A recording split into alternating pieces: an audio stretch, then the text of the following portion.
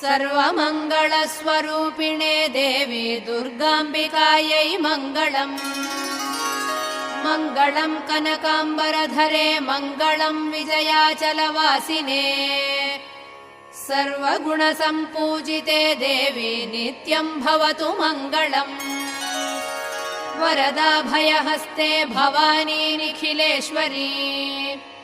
बाला त्रिपुरसुन्दरी देवी नित्यम् भवतु मङ्गलम्।